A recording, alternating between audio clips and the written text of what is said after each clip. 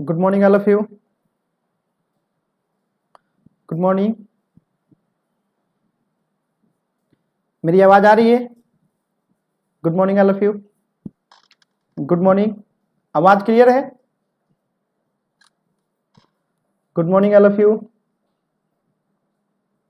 मेरी आवाज क्लियर है सभी को?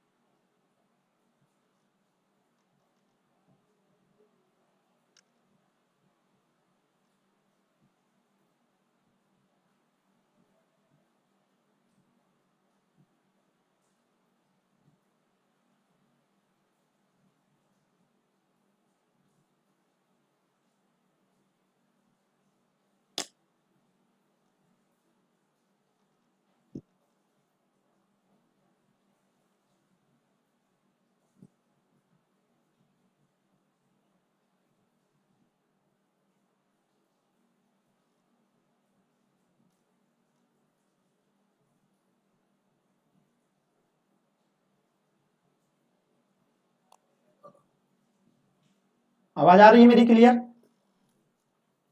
सब कुछ क्लियर है? आवाज आ रही है?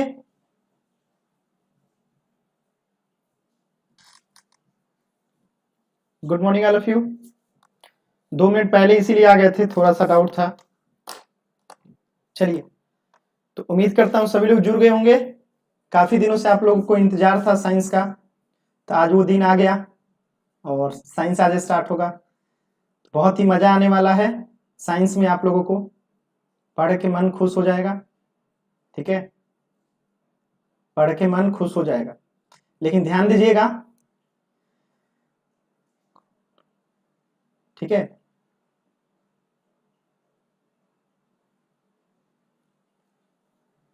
सुनिए, तो साइंस के अंतर्गत जो है सबसे मुख्य भूमिका जो निभाएगा आपके सिलेक्शन में, वो है बायोलॉजी, ठीक है?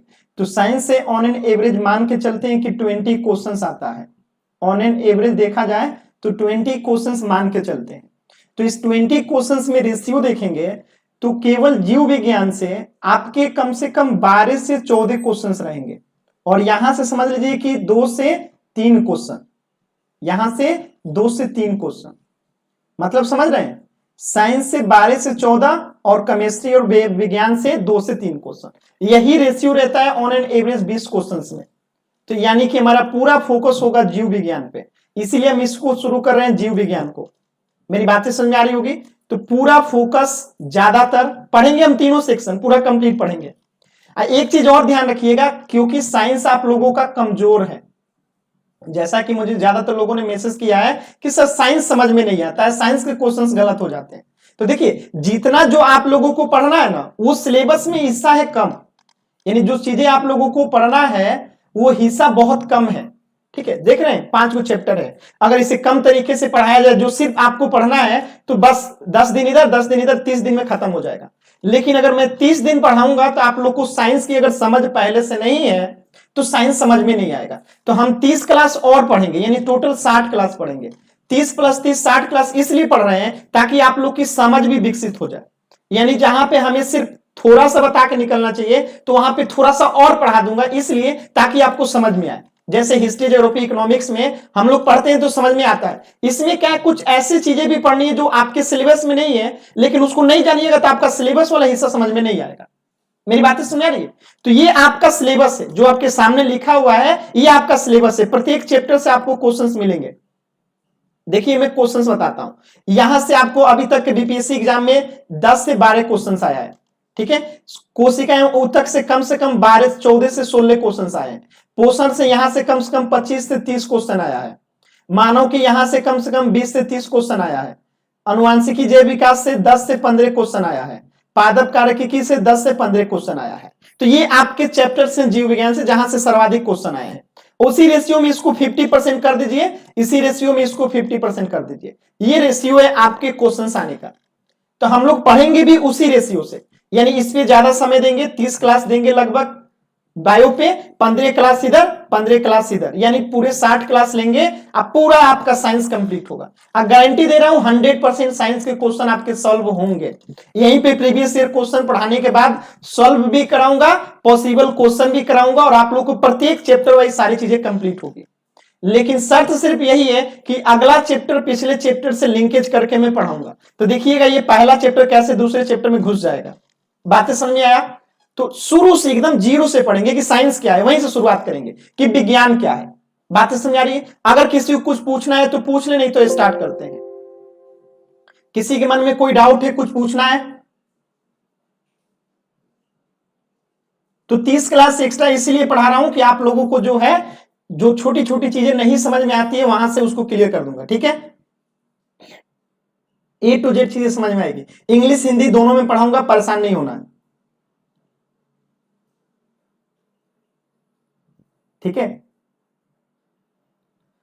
गुड न्यूज ये भी है कि आप लोग का एग्जाम अक्टूबर में होगा ना की संभावना ना के बराबर है, यानी नवंबर में आपकी एग्जाम होगी अब। ठीक है, नवंबर से दिसंबर में आपका एग्जाम जाएगा।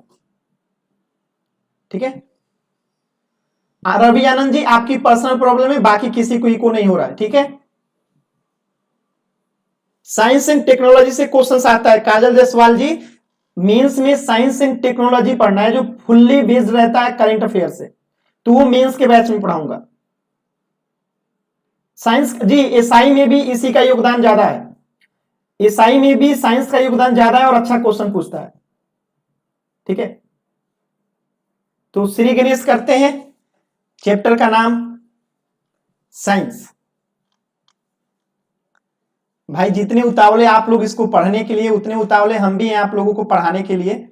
ठीक है, विज्ञान, क्योंकि मैं ऑलरेडी रहा हूं साइंस का स्टूडेंट, आईआईटीएन। ठीक है, आईआईटी कोटा की तैयारी कोटा से मैंने किया था, रेजिडेंसी इंस्टीट्यूट से। ठीक है, दुर्भाग्यवश कोई ढंग का कॉलेज नहीं मिला लड़की के चक्कर में। ठीक है, इसीलिए दोबारा लड़की के चक्कर में नहीं पड़िएगा, नहीं तो मेरा वाला हाल हो जाएगा। तो शुरू करते हैं विज्ञान, ध्यान से समझिएगा, सुनिएगा। विज्ञान, तो विज्ञान क्या है भाई? बेसिक सा सवाल, विज्ञान क्या है? तो विज्ञान वह शाखा है जिसके अंतर्गत जीवधारियों का, ठीक है, जीवधारियों का अध्ययन किया जाता है, तो वो जीव विज्ञान कहलाता है। ठीक है, यानी जीवधारियों का अध्ययन ही क्या है? जीव विज्ञान है। ठीक है, जीवधारियों का विज्ञान ही क्या है? जीव विज्ञान है, यानी बायोलॉजी है। तो जीव विज्ञान यानी बायोलॉजी शब्द की उत्पत्ति जो हुई है, बायोलॉजी शब्द की जो उत्पत्ति हुई है, ठीक है, वो दो शब्दों के मेल से हुई है। एक को कहते हैं बायोस और एक को कहते हैं लोगस। तो बायोस का ये अर्थ होता है क्या? लाइफ। लाइफ का ये अर्थ क्या होता है हिंदी में? जीवन। और लोगस का मतलब क्या होता है? स्टडी। और स्टडी का मतलब क्या होता है? अध्ययन। तो इससे क्या अर्थ निकलता है कि जीवन का अध्ययन ही क्या है? बायोलॉजी है। तो मैंने पहले ही बताया कि जीवधारियों का विज्ञान ही जीव विज्ञान है, यानी कि जीवधारियों का अध्ययन किया जाता है वो शाखा विज्ञान कहलाता है, और जीवधारियों का विज्ञानी जीव विज्ञान है, बायोलॉजी है। ठीक है, तो जिसका प्रयोग यानी बायोलॉजी शब्द का प्रयोग जो है, बायोलॉजी शब्द का जो प्रयोग है सर्वप्रथम किसने किया था? फ्रांस के एक वैज्ञानिक थे और एक जर्मनी के वैज्ञानिक थे। दोनों ने एक साथ मिलकर बायोलॉजी शब्द का प्रयोग किया था। फ्रांस वाले वैज्ञानिक का क्या नाम था? लैमार्क। क्या नाम था? लैमार्क। और ये जर्मनी वाले वैज्ञानिक का क्या नाम था? ट्रेविनेनस। तो इन दोनों ने ही मिलकर बायोलॉजी शब्द का सर्वप्रथम प्रयोग किया था। ठीक है, तो बायोलॉजी शब्द का प्रयोग सर्वप्रथम लैमार्क फ्रांस का और जर्मनी का ट्रेविनेनस ने किया था। तो जीव विज्ञान को विज्ञान की एक शाखा के रूप में, ठीक है, शब्द तो इन्होंने प्रयोग किया, फ्रांस के ये लैमार्क ने और जर्मनी के ट्रेविनेनस ने, लेकिन विज्ञान के एक शाखा के रूप में बायोलॉजी को, जीव विज्ञान को यानी विज्ञान की एक शाखा के रूप में किसने स्थापित किया? अरस्तु ने। किसने स्थापित किया? अरस्तु ने। ठीक है, किसने स्थापित किया था जीव विज्ञान को एक विज्ञान की शाखा के रूप में? अरस्तु ने। अच्छा, आप लोग को एक पता है, पहले विज्ञान का मतलब समझा जाता था सिर्फ मनुष्य और जानवरों के अध्ययन को, यानी जीवधारियों को जिसमें जान होता है। लेकिन हमारे एक भारत के वैज्ञानिक थे, भारत के एक वैज्ञानिक थे जिनका नाम था जगदीश चंद्र बोसु, उन्होंने बताया कि पेड़ पौधों में भी जान होता है, वो भी जीवधारियों की श्रेणी में ही आते हैं।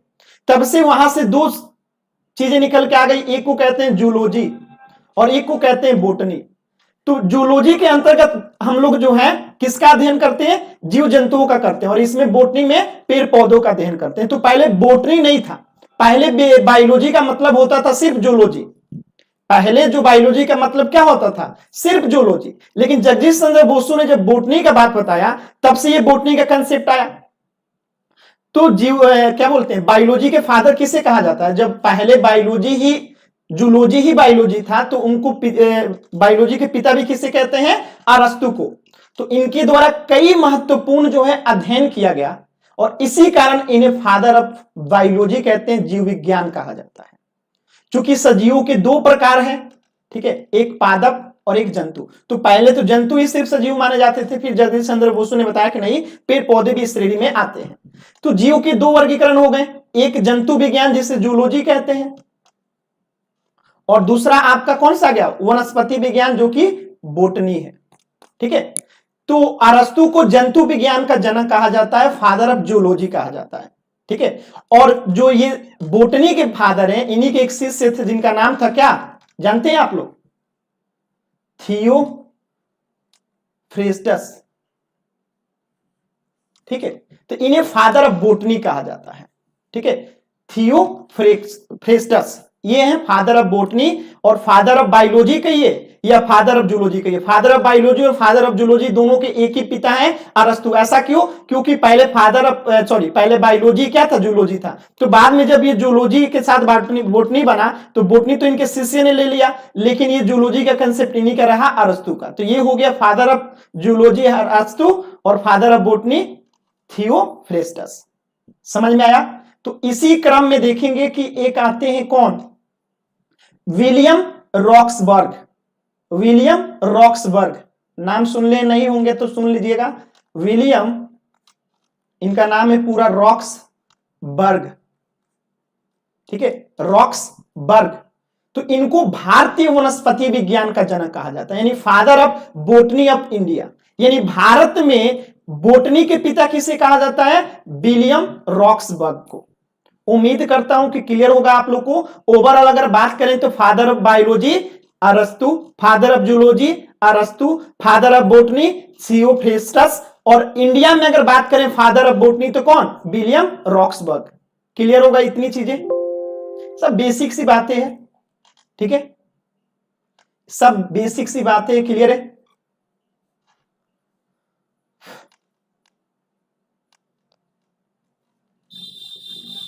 आगे बढ़े। अब देखिए जीव क्या होते हैं, ऑर्गेनिज्म। आप सब भी जीव हैं, पता है ना, जीव इंग्लिश में बोलते हैं ऑर्गेनिज्म। ऑर्गेनिज्म, जीव। तो जीव विज्ञान में यानी बायोलॉजी में, ठीक है, तो जीव विज्ञान में सर्वप्रथम इस प्रश्न से जूझना पड़ता है या हमें सोचना पड़ता है कि वे कौन से मूलभूत अंतर हैं जो सजीव और निर्जीव में अंतर स्पष्ट करता है। तो वास्तव में जीव की यानी ऑर्गेनिज्म की एक सामान्य व्यापक परिभाषा प्रस्तुत करना जो है कठिन है। फिर भी बहुत सारे गुण बताए जाते हैं कि कोई डाइजेशन कर पाए, पाचन कर पाए, घूम फिर पाए, वगैरह वगैरह, बहुत सारे वर्गीकरण है। तो उम्मीद करता हूं कि जीव में आप लोग को सजीव और निर्जीव का अंतर, उम्मीद है मुझे कि इतना तो आप लोग जानते ही होंगे, सजीव और निर्जीव किसे कहेंगे। ऐसा कोई व्यक्ति जो सजीव और निर्जीव में अंतर नहीं जानता हो, ऐसा कोई व्यक्ति है सजीव और निर्जीव में जो अंतर नहीं जानता हो, कोई है ऐसा व्यक्ति? मुझे बताना पड़ेगा कि सजीव के कौन कौन से प्रॉपर्टीज हैं जिससे उनको सजीव कहा जाता है। अगर बताना पड़ेगा तो खुद के एक्टिविटीज को सुबह से लेकर शाम तक गिन लीजिएगा। ठीक है, लिविंग और नॉन लिविंग। क्लियर है। तो यहीं से हमारा पहला चैप्टर निकल के आता है, बेसिक कहानी खत्म हुई और पहला चैप्टर निकल के आता है जीवों का वर्गीकरण। अब देखिएगा ध्यान से, जीव तो पृथ्वी पे बहुत ज्यादा है। पहला चैप्टर बायोलॉजी का शुरुआत हो गया। ठीक है, तो यहीं से आपका पहला चैप्टर या पहला क्वेश्चन ही बनता है, पहला टॉपिक बनता है आपका जैविक समुदाय का वर्गीकरण। अब देखिएगा, ध्यान से सुनिएगा, कहानी बहुत स्पष्ट है। जैविक समुदाय का वर्गीकरण,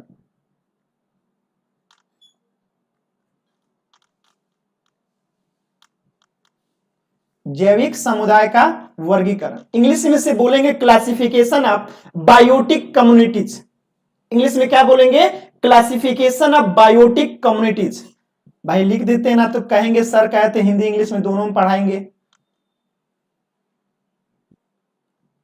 क्लासिफिकेशन ऑफ बायोटिक कम्युनिटीज।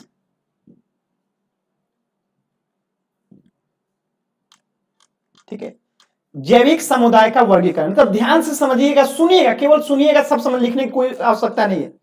हमारे चारों ओर जो हम हैं, हमारे चारों ओर देखेंगे असंख्य प्रकार के जीवधारी विद्यमान है। जीवधारी का मतलब जिसमें जान है। तो इनमें सूक्ष्मदर्शी से देखे जा सकने वाले जीवाणु, बैक्टीरिया, ठीक है, यानी माइक्रोस्कोप से जिन्हें देखा जाता है, तो ऐसे भी जीवाणु हमारे सामने अगल बगल में है। ठीक है, और 30 मीटर लंबी ब्लू व्हेल, 30 मीटर लंबी ब्लू व्हेल भी हमारे सामने ही है। और 100 मीटर लंबे रेड वुड वृक्ष, 6 मीटर 100 मीटर होता है ना, तो ये सब जीवधारी है। 100 मीटर का रेड वुड वृक्ष भी, 30 मीटर लंबी ब्लू व्हेल भी, और वो बैक्टीरिया भी, वो जीवाणु भी जिसे हम अपनी आंखों से नहीं देख पाते, सब जीवधारी हैं। ठीक है, तो कुछ पादप जो है हजारों वर्ष तक जीवित रहते हैं, कुछ जो है, कुछ कीट पतंगे जो हैं वो कुछ घंटों या कुछ दिनों ही जीवित रहते हैं। तो ऐसे असंख्य, कितने असंख्य जीवधारी जो हमारे आमने सामने अगल बगल में हैं। तो पृथ्वी की ये असीमित जैव विविधता लाखों वर्षों के जैविक विकास का ही क्या है? परिणाम है। तो प्रश्न यही आता है कि असीम जैव समुदाय के अध्ययन के लिए हमें जीवधारियों को क्या होना होगा? कुछ समूहों में वर्गीकृत करना पड़ता है कि भाई एक समूह के कितने टाइप के लोग हैं, ताकि समान गुणों वाले, समान संरचना वाले जीवों का अध्ययन क्या किया जाए, एक साथ किया जा सके। तो एक कैटेगरी बना दिया गया। ठीक है, कि इतने सारे जीव है, असंख्य जीव हैं, तो उनका अध्ययन कैसे किया जाएगा? तो कुछ वर्गीकरण बना दिया गया। किनके आधार पे? इनके गुणों के आधार पे, उनके संरचना के आधार पे, उनके विकास के आधार पे। तो इन सभी आधारों के ऊपर जो है क्लासिफिकेशन ऑफ बायोटिक यानी जीवधारियों का क्या किया गया? वर्गीकरण किया गया। तो जीवों के वर्गीकरण के प्रारंभिक प्रयास जो हैं, सबसे पहले ये प्रयास जो वर्गीकरण का किसने किए थे? यूनानी विचारक थे जिनका नाम था अरस्तु। क्या नाम था? अरस्तु ने किया था। ठीक है, तो जीवों के वर्गीकरण के प्रारंभिक प्रयास प्रसिद्ध यूनानी किसने किया था? अरस्तु के काल में ही दिखाई देता है। तो जब उन्होंने प्राणियों का वर्गीकरण किया तो उन्होंने किस आधार पर किया? कि जो एक स्थल पर रहता है, उन्होंने कहा जल में जो रहता है, एक कहा जो वायु में रहता है। तो इन्होंने 3 वर्गीकरण बना दिया।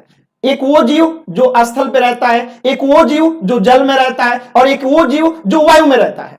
तो इन्होंने 3 आधार बता दिया। जीवधारी 3 प्रकार के होते हैं, एक स्थल वायु, जल वायु और वायु। तो अरस्तु ने जो वर्गीकरण किया, इसका आधार क्या दिया? स्थल, जल और वायु रहने के आधार पर इन्होंने जीवों का वर्गीकरण कर दिया। तो आपको जानना चाहिए कि जीव विज्ञान का सुव्यवस्थित एवं क्रमबद्ध विकास में अरस्तु के महत्वपूर्ण योगदान को ही देखते हुए इनको क्या कहा जाता है? जीव विज्ञान का पिता यानी फादर ऑफ बायोलॉजी। तो आगे कहानी यही नहीं रुकती है, कहानी और आगे बढ़ती है। तो एक और आते हैं महान व्यक्ति जिनका नाम था कैरोलस लिनियस। क्या नाम था?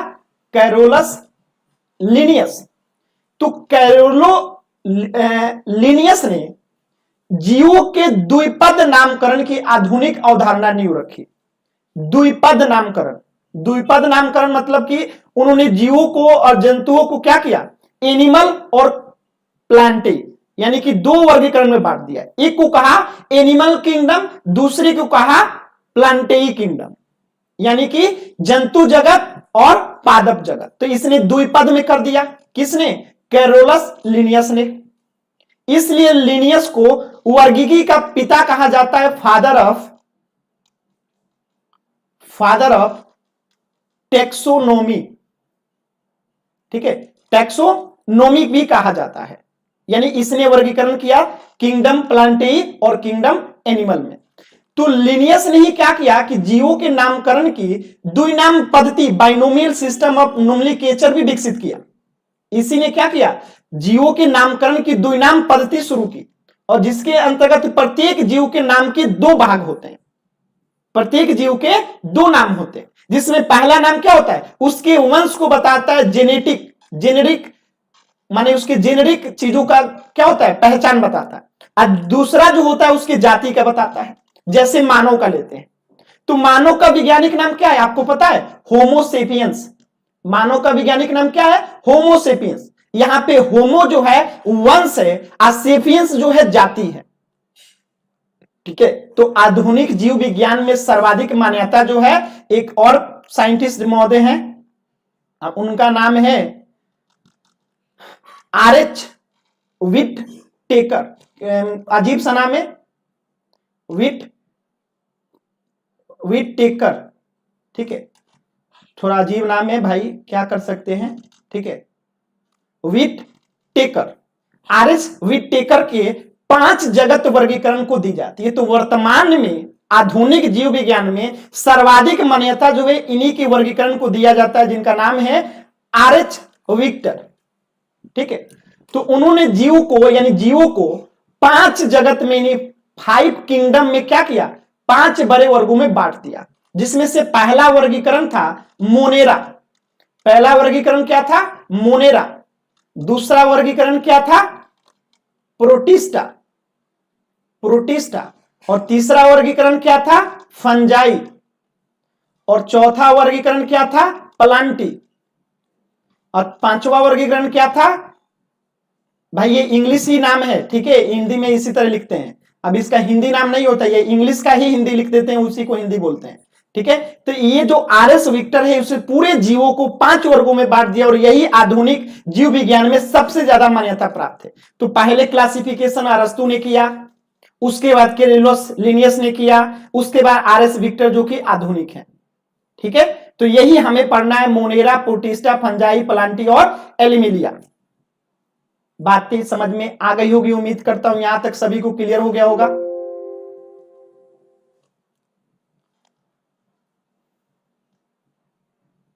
क्लियर है?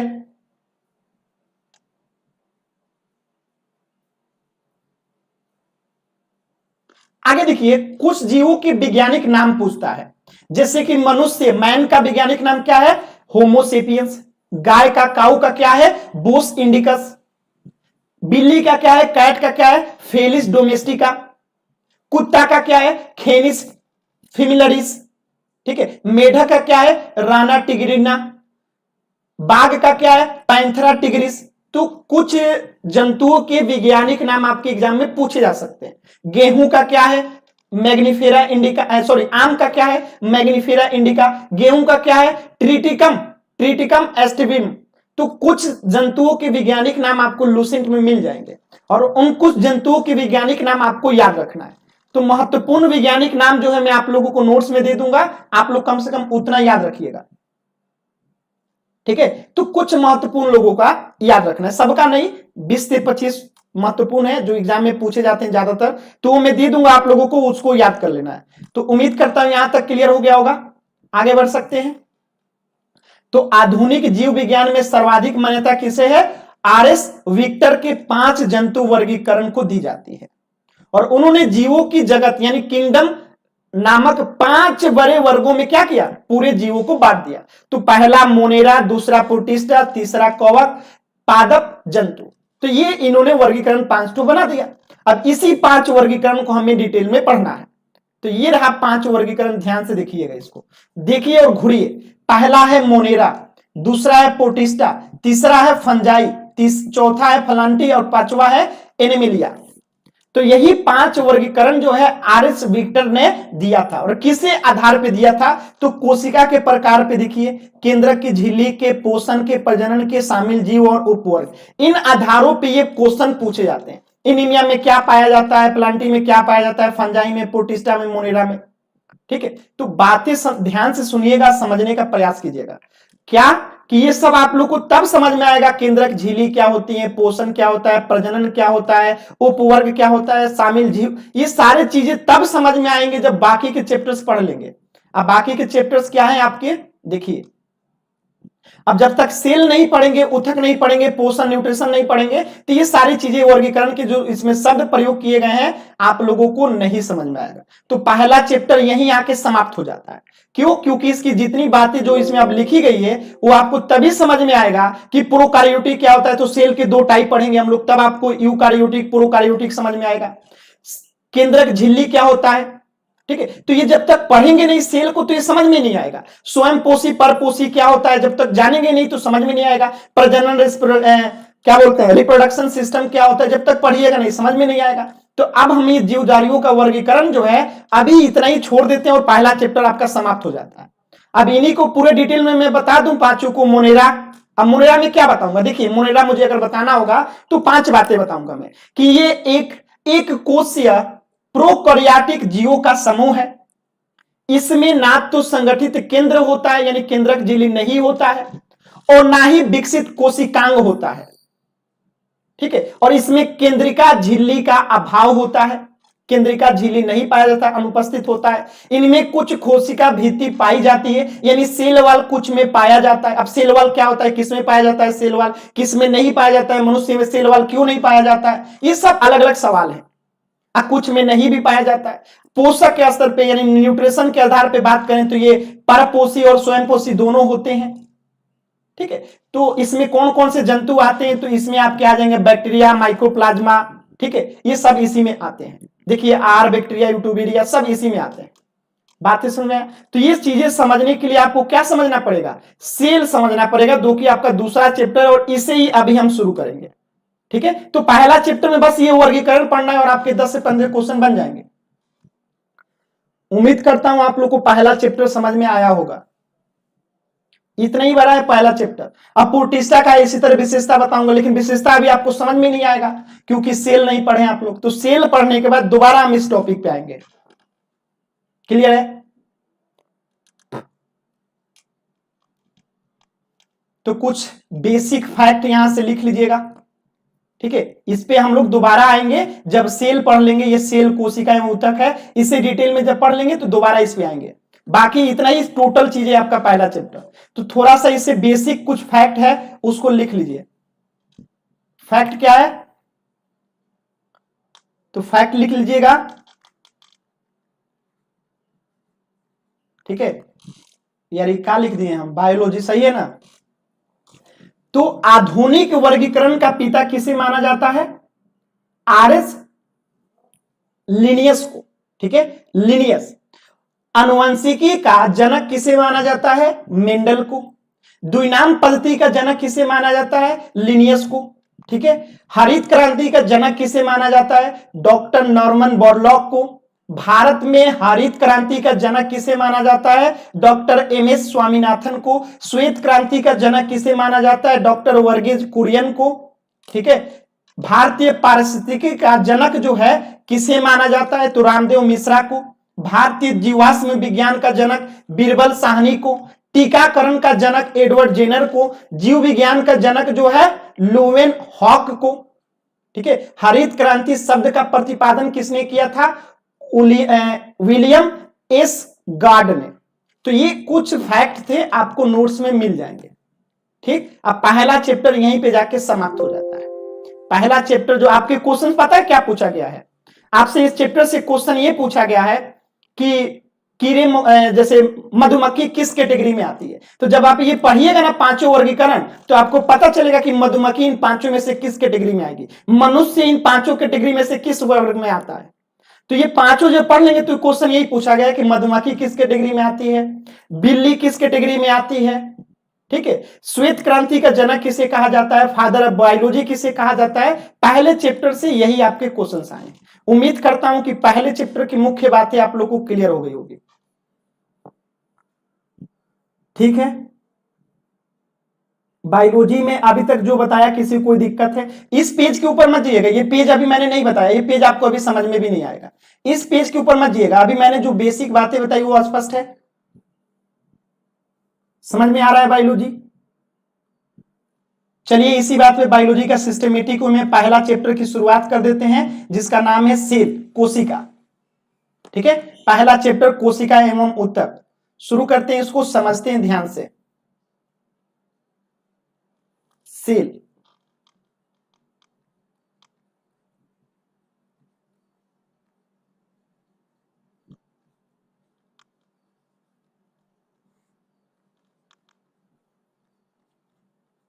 सेल। ठीक है, तो सेल क्या होता है भाई, कोशिका क्या होता है?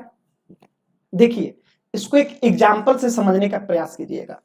मैं एक एग्जाम्पल देता हूं, जैसे कि आप लोगों ने लड्डू खाया होगा, बुनिया का लड्डू जो बनता है, तो देखिए ये छोटे छोटे दानों से मिलके, ठीक है, पहले बुनिया बनाया जाता है, और इसी बुनिया को जब हाथ से दाब दिया जाता है तो एक लड्डू का निर्माण हो गया।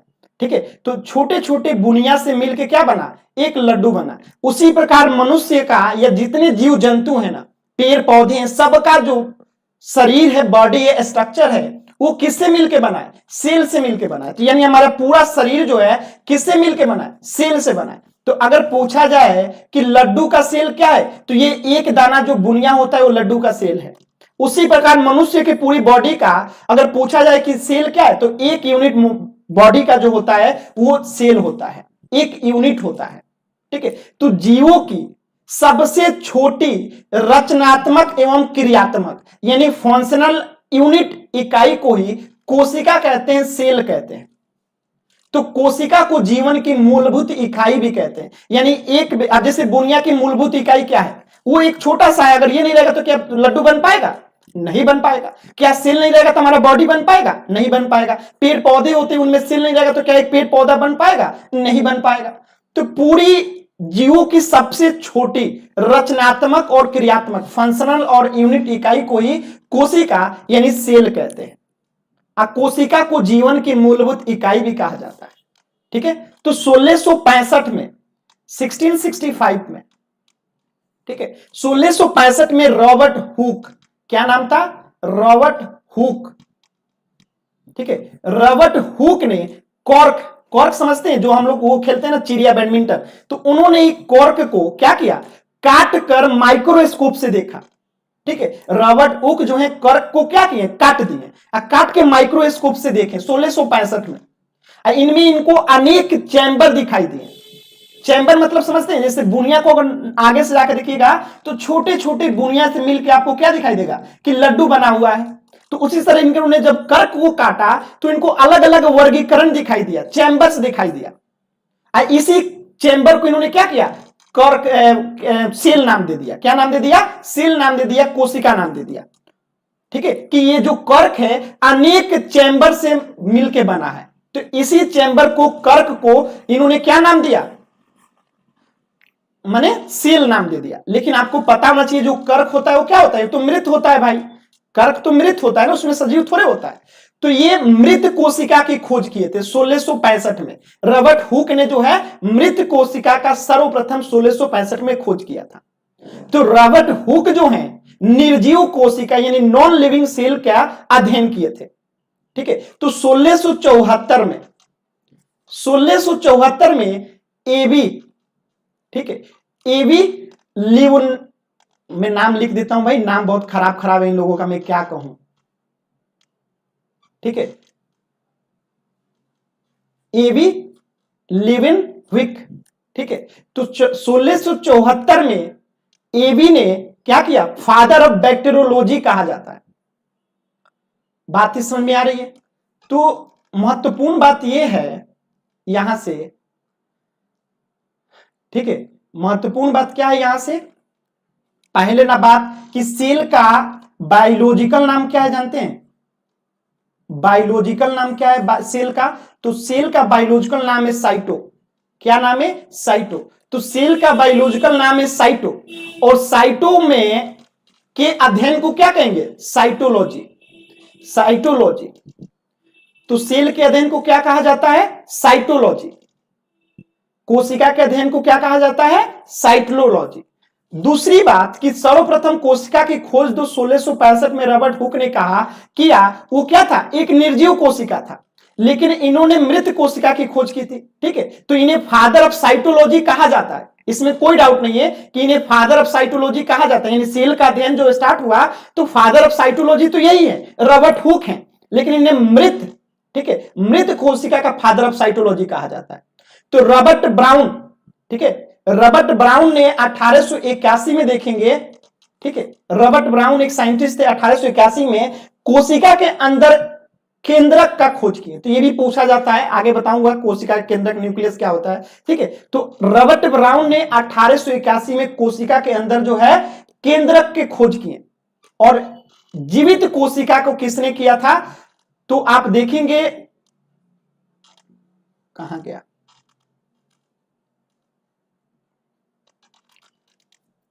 ठीक है। तो जीवित कोशिका को किसने किया था, एबी लेवेनहुक ने जीवित कोशिका को 1674 में इन्होंने खोज किया। तो इसलिए इनको फादर ऑफ क्या कहा जाता है, बैक्टीरियोलॉजी कहते हैं, फादर ऑफ बैक्टीरियोलॉजी, ठीक है। 1674 में एबी लेवेनहुक ने किया, इसी को इनको कहा जाता है फादर ऑफ बैक्टीरियोलॉजी। बातें स्पष्ट हुई, छोटी छोटी बातें थी, बेसिक बातें, ठीक। तो सबसे पहले कोशिका, कोशिका का बायोलॉजिकल नाम है साइटो, साइटो के अध्ययन को साइटोलॉजी। सर्वप्रथम कोशिका का खोज 1665 इसमें रॉबर्ट हुक ने किया, लेकिन इन्होंने मृत कोशिका का खोज कर दिया, इसलिए इन्हें फादर ऑफ साइटोलॉजी कहते हैं। तो सर्वप्रथम जीवित खोजी माने जीवित कोशिका की खोज जो है 1674 ईस्वी में किसने किया, एंटोनी वान लिवॉन्क ने, नाम आप लोग जानते हैं एबी, ठीक है, एबी, ठीक है। इन्हें फादर ऑफ बैक्टीरियोलॉजी कहते हैं। और रॉबर्ट ब्राउन जो थे 1881 में कोशिका के अंदर एक केंद्रक, एक न्यूक्लियस होता है, उसकी खोज किए थे। तो ये बेसिक बातें मैं उम्मीद करता हूं कि आप लोगों को क्लियर हो गया होगा। तो अब देखिए, ये बेसिक बातें जब क्लियर हो गया, बेसिक बातें क्लियर हो गया, तो यहीं से एक और वैज्ञानिक आते हैं। क्या आते हैं, एक और महाशय आते हैं, और उन महाशय का नाम है स्लाइडन। और यही सारा खेल यहीं से घटित होगा।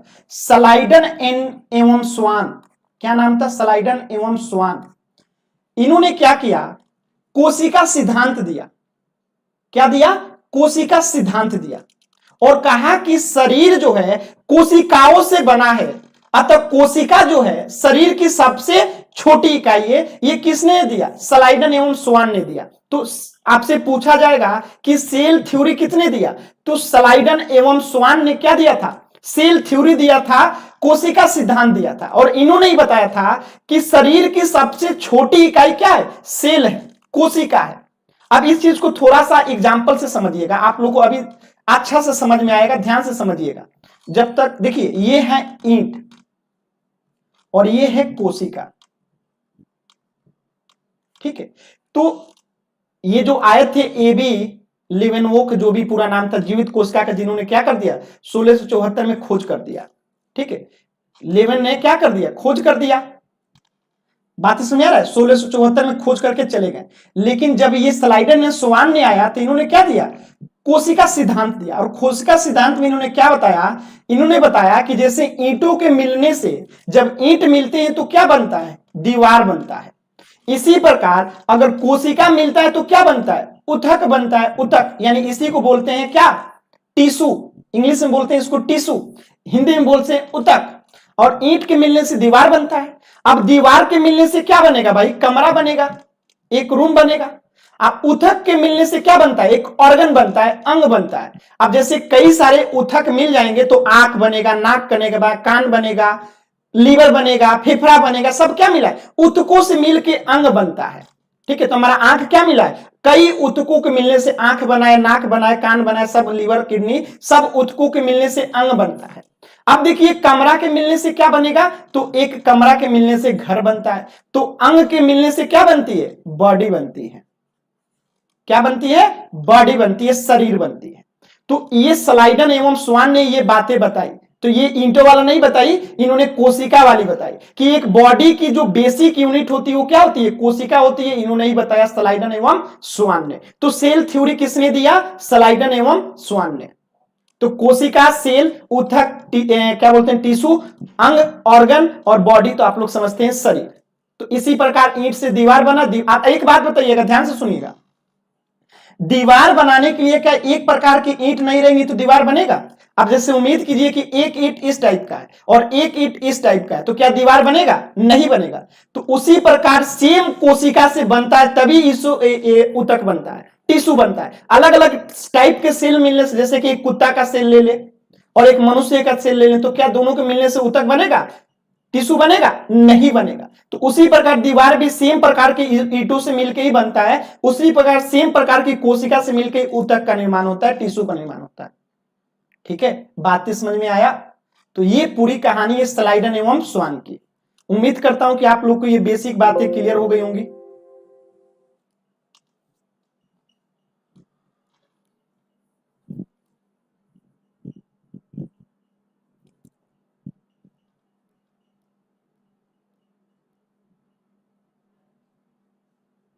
क्लियर है? कहां रहते हैं जी आप लोग? अब देखिए, एक सवाल आता है, एक सवाल आपसे पूछा जाता है एग्जाम में बार बार, कि एक पूछा जाता है ओवरऑल। ठीक है, ओवरऑल पूछा जाता है कि सबसे बड़ी सेल क्या है, यानी पूरे पृथ्वी पे जो जीव जंतु हैं उसमें सबसे बड़ी सेल किसकी होती है? सबसे बड़ी सेल जो है किसकी होती है, ये पूछा जा सकता है ना। तो पूरे पृथ्वी पे सबसे बड़ी सेल जो होती है शुतुरमुर्ग के अंडे का होता है, ऑस्ट्रिच, उसे इंग्लिश में ऑस्ट्रिच बोलते हैं। तो सबसे बड़ा सेल किसका हो जाएगा? पूरे पृथ्वी पे जीव जंतु की बात कर रहे हैं, ठीक है, पूरे पृथ्वी पे सबसे बड़ा सेल क्या होता है? शुतुरमुर्ग के अंडे का होता है। बातें क्लियर होगी? और सबसे छोटा सेल किसका होता है पूरे पृथ्वी पे? तो वो होता है माइक्रोप्लाज्मा का। तो पूरे पृथ्वी पे सबसे बड़ा सेल हो गया शुतुरमुर्ग के अंडे का, सबसे छोटा सेल हो गया आपका माइक्रोप्लाज्मा का। बातें क्लियर है? सबसे छोटी कोशिका माइक्रोप्लाज्मा, सबसे बड़ी कोशिका शुतुरमुर्ग के अंडे का। बात खत्म। अब देखिए मानव में, अच्छा मानव में लड़का लड़की दोनों आते हैं, पता है ना जी, मानव के अंतर्गत फीमेल और मेल दोनों आते हैं, क्लियर है ना। तो मानव में सबसे बड़ा सेल क्या होता है? किसी को डाउट तो नहीं है ना कि मानव में लड़का लड़की दोनों आते हैं, फीमेल और मेल दोनों, ठीक है। तो मानव में सबसे बड़ी सेल क्या होती है? तो मानव में सबसे बड़ा सेल होता है जो लड़कियों में पाया जाता है ओवम, ठीक है। आज सबसे छोटा सेल होता है जो मेल में पाया जाता है स्पर्म, ठीक है। तो मानव में सबसे छोटी सेल होती है स्पर्म और सबसे बड़ा सेल होता है ओवम। तो ओवम एक्चुअली लड़कियों में पाया जाता है और मेंस्ट्रुएशन साइकिल के समय जो है ये बाहर चला जाता है, ठीक है। तो कुछ समय के लिए पाया जाता है। तो ओवम जो होता है मानव जाति का सबसे बड़ा सेल होता है। सबसे छोटा जो स्पर्म होता है ये मेल में पाया जाता है स्पर्म। उम्मीद करता हूं आप लोग को सबसे बड़ा सबसे अच्छा, ठीक है, ये तो सबसे बड़ा बात हो गया, सबसे छोटा भी हो गया। लेकिन अगर आप कुतुब मीनार की बात करेंगे तो कुतुब मीनार क्या बड़ा है कि छोटा है? तो कुतुब मीनार ना बड़ा है ना छोटा है, क्या है? सबसे लंबा है, ठीक है। तो उसी प्रकार सबसे लंबा सेल किसका होता है? सबसे लंबा सेल, तो सबसे लंबा सेल होता है हमारे ब्रेन का, इसमें बोलते हैं न्यूरो, ठीक है। सबसे बड़ा न्यूरॉन, अरे यार कहां गया, हाँ, सबसे बड़ा सेल किसका होता है? न्यूरॉन, ब्रेन का सेल होता है, सबसे लंबा, ठीक है। सबसे बड़ा ओवम, सबसे छोटी स्पर्म और सबसे लंबा ब्रेन का न्यूरॉन। इसलिए न्यूरॉन जो दिमाग के डॉक्टर होते हैं उनको न्यूरोलॉजिस्ट कहते हैं, ठीक है। और दिमाग के जो अध्ययन किया जाता है वो न्यूरोलॉजी के अंतर्गत किया जाता है। तो उम्मीद करता हूं कि आप लोग को सबसे बड़ा, सबसे लंबा, सबसे छोटा क्लियर हो गया होगा।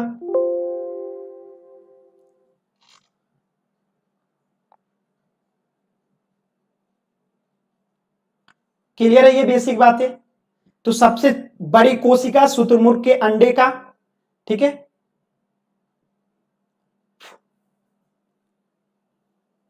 एक चीज और याद रखिएगा, मृत कोशिकाओं को क्या कहते हैं? मृत कोशिकाओं को, यानी जिसमें जीवन नहीं है, तो मृत कोशिकाओं को क्या कहते हैं? मृत कोशिकाओं को क्या कहते हैं? मृत कोशिकाओं को क्या कहते हैं? मृत कोशिकाओं को क्या कहते हैं? तो मृत कोशिकाओं को कहते हैं क्या? नेफ्रोसिस, ठीक है, मृत कोशिकाओं को नेफ्रोसिस कहते हैं। ठीक है, तो उम्मीद करता हूं कि आप लोग को समझ में आया होगा अभी तक की जितनी बातें मैंने बताई है। तो मैं रिवीजन कराता हूं, ध्यान से सुनिएगा। कहां गए यार, कुछ लिखे ही नहीं तो क्या रिवीजन कराए, कुछ बताया ही नहीं अभी तक, सिर्फ ये फैक्ट बताए हैं और ये फैक्ट बहुत इंपॉर्टेंट है।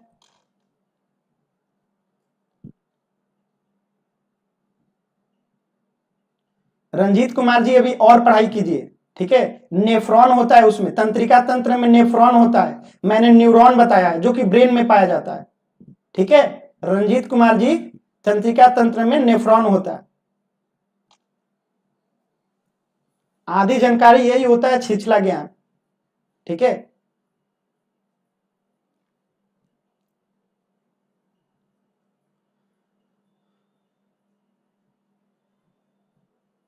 क्लियर है?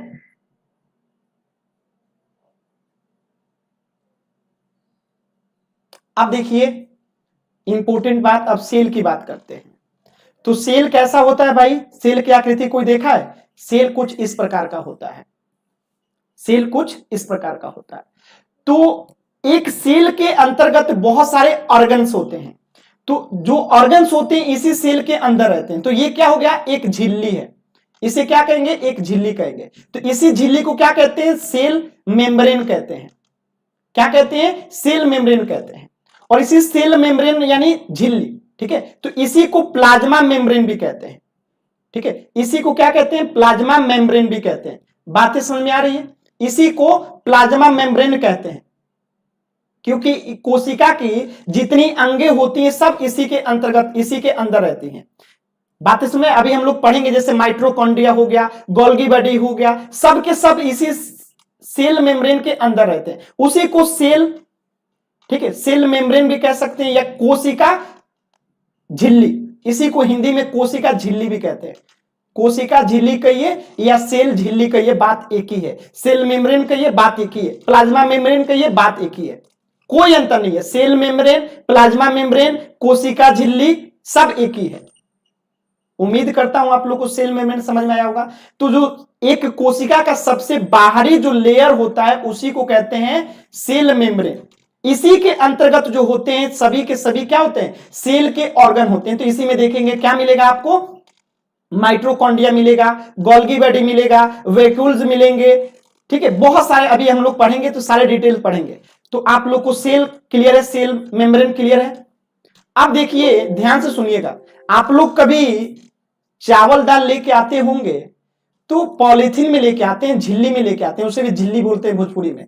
ठीक है, तो कभी कभी चाय दूध भी लेके हम लोग आते हैं। तो चाय दूध या वो हो या कोई महत्वपूर्ण वस्तु होता है, जैसे घी, अगर आपको 2 लीटर लेके आना है पॉलिथीन में, तो घी की मूल्य ज्यादा है, तो वहां पे दुकानदार से हम क्या कहते हैं कि डबल झिल्ली लगा दो। क्या लगा दो, डबल झिल्ली लगा दो। तो जब सेल के ऊपर एक और सेल होता है उसी को सेल वाल कहते हैं, जो मनुष्यों में नहीं पाया जाता है, क्योंकि मनुष्य अपने सेल की रक्षा करने के लिए क्या है, कपड़ा पहन लेगा, रजाई ओढ़ लेगा, आवश्यकता अनुसार वो सेल को अपने बचाने के लिए बहुत सारे उपाय कर लेता है। तो ये सेल वाल किस में पाया जाता है, यानी जो क्या बोलते हैं, सेल मेम्ब्रेन के ऊपर जो ये मेम्ब्रेन आता है उसी को बोलते हैं सेल वाल, यानी कोशिका भित्ति, इसको भित्ति बोलते हैं। अब भित्ति का मतलब ही होता है दीवार। तो ये दीवार क्या कर रहा है, सेल मेम्ब्रेन को बचा रहा है।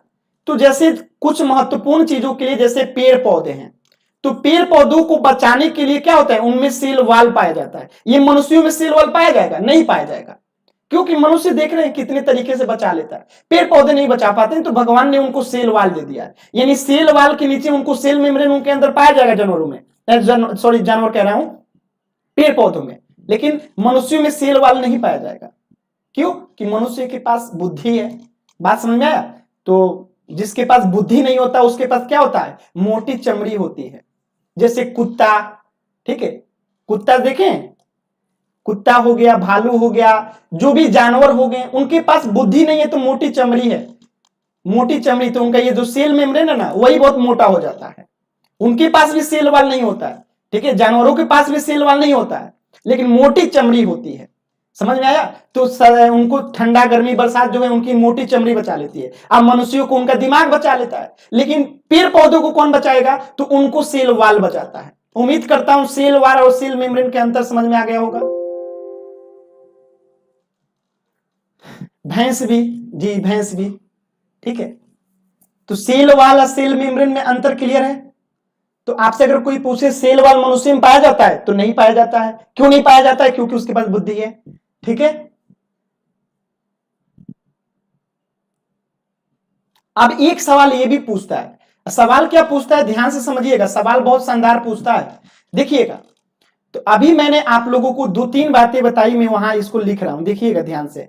ये मैंने बताया कि ये सेल है और इसको हम क्या कहते हैं? सेल मेम्ब्रेन कहते हैं, क्योंकि इसी के अंदर सारे ऑर्गन हैं, ठीक है। जितने ऑर्गन है सारे ऑर्गन बताऊंगा, सारे ऑर्गन का फंक्शन बताऊंगा, सब बताऊंगा।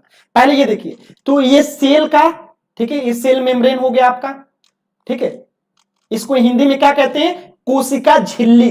क्या कहते हैं? कोशिका झिल्ली, या इसी को सेल मेम्ब्रेन कहते हैं या प्लाज्मा मेम्ब्रेन कहते हैं। बातें समझ में आया?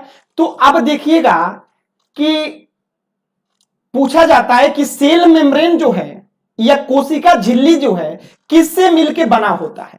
तो जितने प्रकार का सेल मेम्ब्रेन होते हैं ना, कोशिका झिल्ली जो होता है ना, वो सब के सब प्रोटीन से बना होता है, ठीक है। इसी देखिए बॉडी बिल्डिंग जो होते हैं, जो जिम में जाते हैं ना, तो अलग से प्रोटीन का डब्बा खरीदते हैं, क्योंकि उनको सेल क्रिएट करना रहता है, मांसपेशियां बढ़ाना रहता है।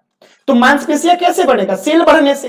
तो सेल किससे बना है? प्रोटीन से बना होता है। तो ये भी एग्जाम में पूछा जाता है कि सेल किससे बना होता है, तो सेल बना रहता है प्रोटीन से। अब आपके दिमाग में सवाल आ रहा होगा कि सेल मेम्ब्रेन तो प्रोटीन से बना होता है, तो सेल वॉल किससे बना होता है? सेल वॉल किससे बना होता है? तो सेल वॉल बना रहता है किससे जानते हैं? सेलुलोज से। अब ये सेलुलोज क्या होता है भाई? तो सेलुलोज मैंने बताया, सेल वॉल पाया किस में जाता है? पेड़ पौधों में, ठीक है। तो ये किससे बना रहता है? लकड़ियों में सेलुलोज पाया जाता है, कागज के टुकड़े में सेलुलोज पाया जाता है। कागज किससे बना है? सेलुलोज से बना है। लकड़ी से जो भी चीजें बनेगी ना, उस सब में सेलुलोज पाया जाएगा, ठीक है। तो सेल वॉल में क्या पाया जाता है? सेलुलोज। सेल मेम्ब्रेन में क्या पाया जाता है? प्रोटीन। उम्मीद करता हूं आप लोग को सेल वॉल, सेल मेम्ब्रेन और ये प्रोटीन और ये सेलुलोज का अंतर स्पष्ट होगा।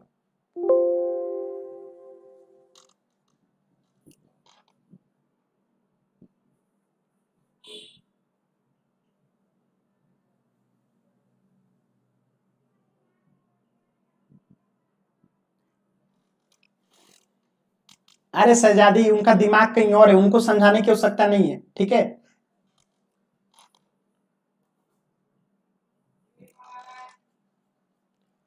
तो आप लोगों को यह समझ में आ गया कि सेल मेम्ब्रेन, कोशिका झिल्ली या प्लाज्मा झिल्ली या कोशिका जो झिल्ली होता है, तीनों एक ही नाम है, ठीक है। वो प्रोटीन से बना होता है। और जो सेल वाल होता है, जो पौधों में पाया जाता है, वो सेलुलोज से बना होता है। तो मनुष्य जो है सेलुलोज नहीं पचा पाता है, ठीक है, क्योंकि लकड़ी से बना है। अगर एक मनुष्य को लकड़ी खिला दिया जाए तो क्या वो पचा पाएगा? डाइजेस्ट होगा? नहीं होगा,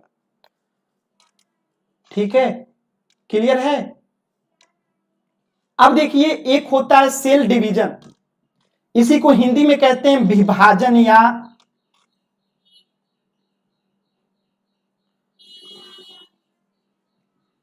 विभाजन, इसी को बोलते हैं पुनर्निर्माण, ठीक है।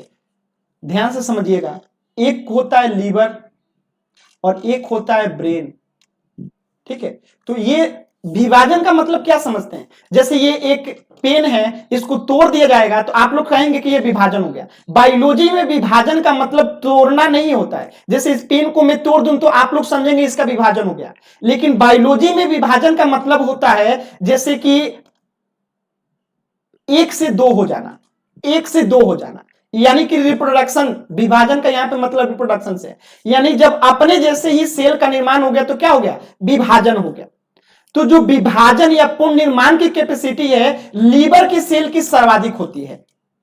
यानी कि लीवर में विभाजन जो होता है सबसे ज्यादा होता है, सबसे तीव्र गति से होता है। और ब्रेन में जो है कभी भी विभाजन नहीं होता है। तो आप लोग देखे होंगे किसी को ब्रेन पे मार दिया जाए तो वो खसक लेगा। अगर इस पे तगड़ा मार दिया जाए, जैसे तेरे नाम और गजनी में मारता है सब, तो ये लोग खसक जाते हैं, ठीक है। लेकिन लीवर जो होता है ना, उसका पूर्ण निर्माण जो होता है, विभाजन जो होता है अपने जैसा, जैसे मानते हैं किसी ने मार दिया चक्कू, लीवर में डैमेज हो गया, तो लीवर जब डैमेज होगा, चक्कू लगेगा ना, तो वो क्या करेगा? उस डैमेज टिश्यू के मतलब क्या बोलते हैं, डैमेज जो टिश्यू होगा वहां पे नया टिश्यू बन जाएगा और जल्दी से आपका घाव बढ़ जाएगा। बात समझ में आ रहा है? क्योंकि इसमें पूर्ण निर्माण यानी विभाजन की क्षमता ज्यादा होती है लीवर में, लेकिन ब्रेन में जो होता है ना, इसमें क्या होता है, पूर्ण निर्माण की क्रिया यानी विभाजन नहीं होता है। ठीक है, तो ये हो गया ब्रेन, समझ में आ रहा है? तो विभाजन और पूर्ण निर्माण क्लियर हो गया होगा। तो यहीं से कुछ फैक्ट सुनिएगा और याद रखिएगा, कुछ फैक्ट बता रहा हूं, याद रखिएगा। तो तंत्रिका कोशिका में क्या हुआ भाई? ठीक है, तंत्रिका कोशिका में किसी भी प्रकार का विभाजन नहीं होता। ठीक है, तंत्रिका तंत्र में। ठीक है, तो आप देखेंगे कि क्षतिग्रस्त कोशिका को ठीक नहीं कर सकता, इसी कारण देखेंगे कि सर में, नर्वस सिस्टम में, ठीक है, तो सर में चोट लगने से मृत्यु हो जाती है किसी भी व्यक्ति का जल्दी से। ठीक है, और सबसे तेजी से कोशिका विभाजन किसमें होता है? लीवर में, जिसे जिगर भी कहते हैं। ठीक है, तो लीवर यानी यकृत, लीवर को हिंदी में यकृत कहते हैं, भोजपुरी में जिगर कहते हैं और इंग्लिश में लीवर कहते हैं। ठीक है, लीवर, जिगर और यकृत, जो याद रखना हो रखिएगा। ठीक है, तो सबसे तेजी से कोशिका विभाजन लीवर में होता है, जिगर में होता है, यकृत में होता है। ये अपने क्षतिग्रस्त कोशिकाओं को स्वतः ही ठीक कर लेता है। बातें समझ में आया? क्लियर है?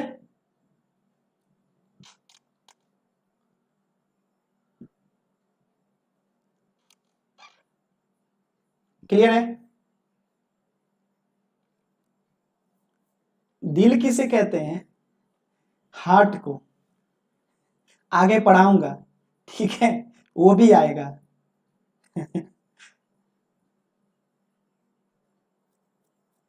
ठीक है, और कुछ बता दूं? तो अब हमें क्या पढ़ना है? अब हमें पढ़ना है इंपॉर्टेंट चीजें, और वो इंपॉर्टेंट चीजें हैं जैसे ये है सेल, ये है सेल, तो इसके अंदर माइटोकॉन्ड्रिया होगा, वेकुल्स होगा, बहुत सारे होते हैं। तब हमें पढ़ना है कि माइटोकॉन्ड्रिया किससे बनता है, कैसे बनता है, इसके फंक्शंस क्या होते हैं, वेलिकुल्स क्या होता है। तो सेल के अंदर के पूरे स्ट्रक्चर की कहानी कल बताऊंगा, एकदम सरल और आसान भाषा में।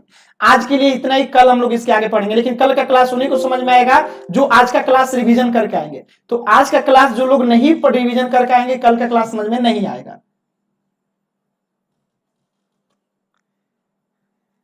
बीपीएससी ने क्वेश्चन पूछा है द फंक्शन ऑफ हार्ट। ठीक है, द फंक्शन ऑफ हार्ट, समझ में आया? तो दिल कभी टूटता नहीं है, ध्यान रखिएगा, दिल टूटता नहीं है। बायोलॉजी पढ़ रहे हैं तो थोड़ा सा, विल बी बैक टुमारो। ठीक है, हाँ, आज शाम को 5 बजे आप लोगों का गूगल मीट पे वो है, क्लास की टाइमिंग और टेस्ट की टाइमिंग थोड़ा सा चेंज करना है। तो आज शाम को 5 बजे जुड़िएगा सभी लोग गूगल मीट पे। ठीक है, गूगल मीट पे जुड़िएगा। समझ में आया सेल?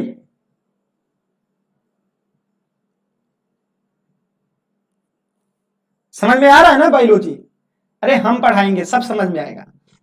अब देखिए, सेल के अंदर जो ऑर्गन पाया जाता है ना, उसी को लोग नहीं समझ पाते हैं। माइटोकॉन्ड्रिया, सेलुलोज, वे सब क्या होते हैं। देखिए कल कितनी आसानी से समझाऊंगा आप लोगों को, एकदम आसानी से समझ में आएगा। अब देखिए थोड़ा सा माइटोकॉन्ड्रिया बताता हूं, देखिएगा थोड़ा सा माइटोकॉन्ड्रिया देखिएगा।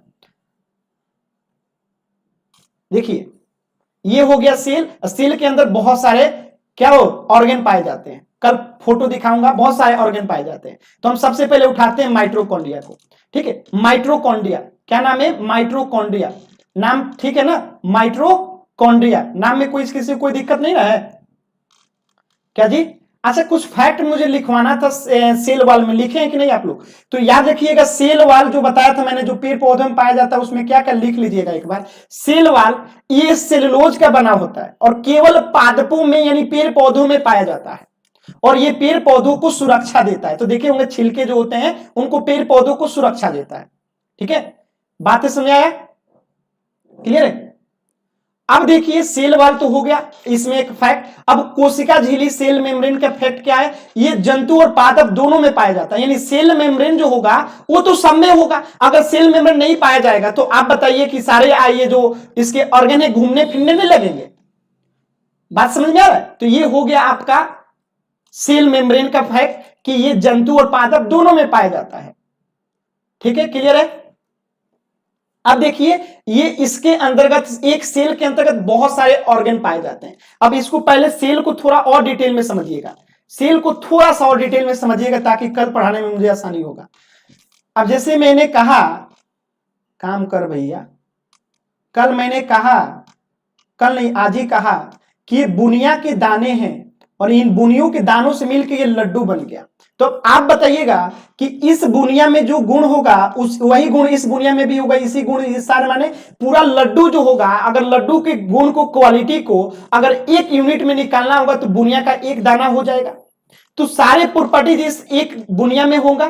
तो एक बॉडी के सारे गुण जो होंगे सेल में होंगे, होंगे ना। तो कुल मिला के इसको ऐसे समझिए। अब जैसे एक है दिल्ली का एम्स, दिल्ली एम्स, किसी का हाथ टूटा इसी में जाएगा, पैर टूटा इसी में जाएगा, मुंह टूटा इसी में जाएगा, लीवर टूटा इसी में जाएगा, और मान जितने दुनिया का जो भी बीमारी हो जाए आप दिल्ली एम्स में जाइए, आपका इलाज हो जाएगा। तो दिल्ली एम्स क्या है? एक कंप्लीट यूनिट है। क्या है? एक कंप्लीट यूनिट है। तो उसी प्रकार सेल भी क्या है? एक कंप्लीट यूनिट है, अपने में एक कंप्लीट है। तो इसमें सारे प्रकार की क्रियाएं होते हैं। तो उसी में से हम सबसे पहले देखते हैं माइटोकॉन्ड्रिया। इसके अंतर्गत एक सेल के अंतर्गत बहुत सारे ऑर्गन पाए जाते हैं। तो हम देखते हैं सबसे पहले माइटोकॉन्ड्रिया। तो माइटोकॉन्ड्रिया का काम क्या होता है? अब देखिए, हमारा नाखून भी है सेल से बना हुआ है, बाल जो है सेल से बना है, पूरी बॉडी जो है सेल से बनी पड़ी है। ठीक है, पूरा बॉडी, लीवर हो गया, माने जितनी चीजें आपके बॉडी में, आंख, कान, नाक, मुंह, दांत, सब कुछ सेल से मिलकर बना है। तो अब देखिए सेल जो है, सेल जो है, ठीक है, इसकी खोज किसने किया था? माइटोकॉन्ड्रिया का। तो माइटोकॉन्ड्रिया का खोज किए थे अल्टमैन ने। कौन किया था? अल्टमैन ने। ठीक है, और यहां क्या होता है? O2 ऑक्सीजन, ठीक है, ऑक्सीजन का श्वसन का क्रिया होता है माइटोकॉन्ड्रिया से। ठीक है, अब देखिए ध्यान से सुनिए। तो इसे ऑक्सीजन की आवश्यकता क्यों होती है? तो देखिए, ऑक्सीजन की आवश्यकता इसको इसलिए होती है क्योंकि यहां पे एक क्रेब्स साइकिल चलता है। क्या चलता है? क्रेब्स साइकिल चलता है। अब ये क्रेब्स साइकिल क्या होता है? तो ध्यान से सुनिएगा। एक क्रेब्स नाम के साइंटिस्ट ने ही इसको क्या किया था? पूरा नाम उसका जो था क्रेब्स था।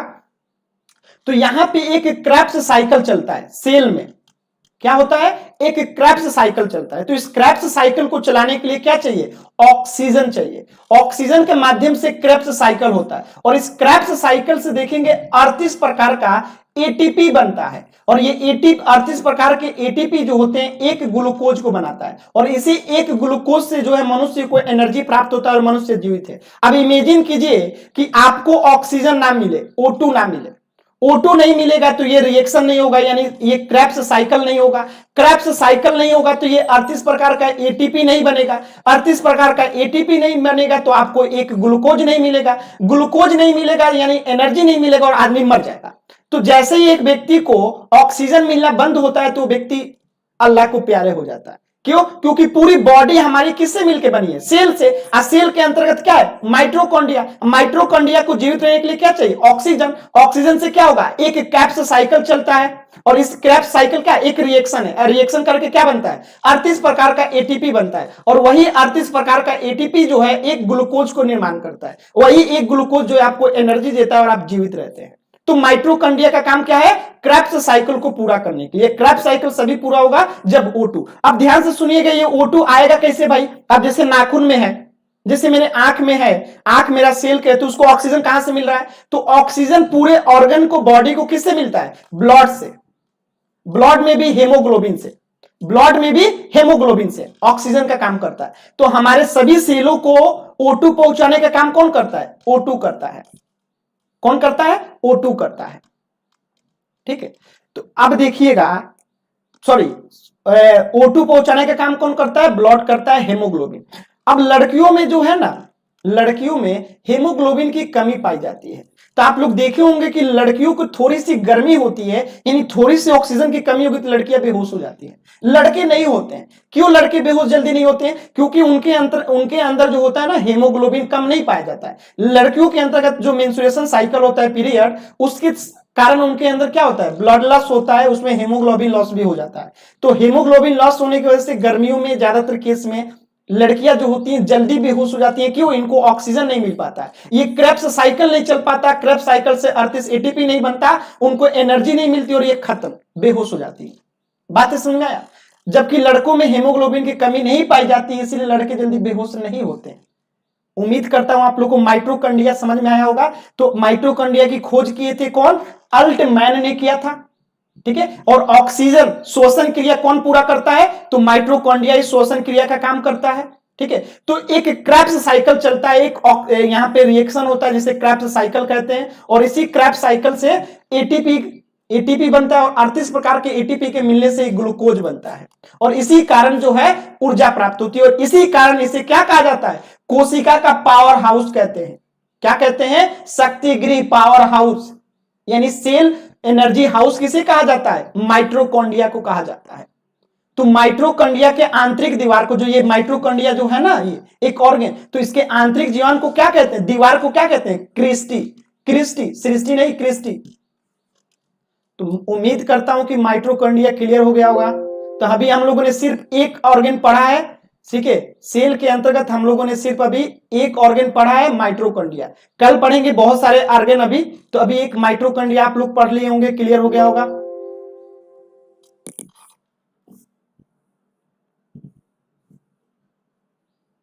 गूगल किस लिए है? एटीपी का फुल फॉर्म, हद है, एडेनोलिन ट्राइफॉस्फेट। देखिए लिखी तो है शहजादी।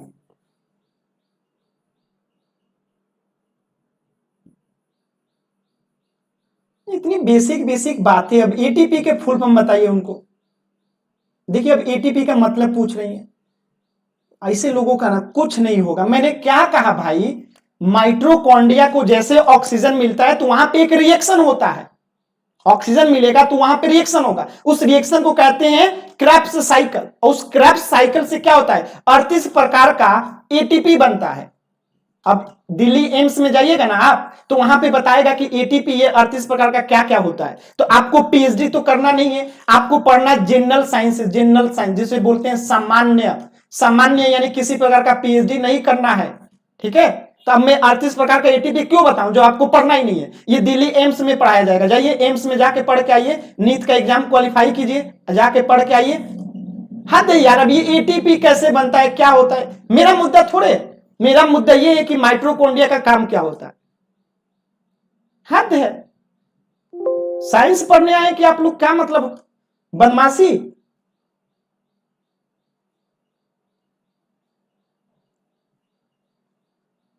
जाके एम्स में पढ़ना पड़ेगा अब आपको, ठीक है, कि 38 प्रकार का एटीपी बनता है तो कौन सा रिएक्शन होता है, कैसे बनता है। ये एम्स का मुद्दा है, हमारा मुद्दा नहीं है।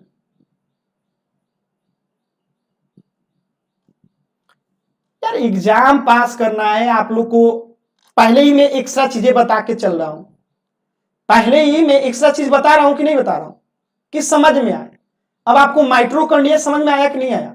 श्वसन क्रिया कौन करता है? माइटोकॉन्ड्रिया करता है।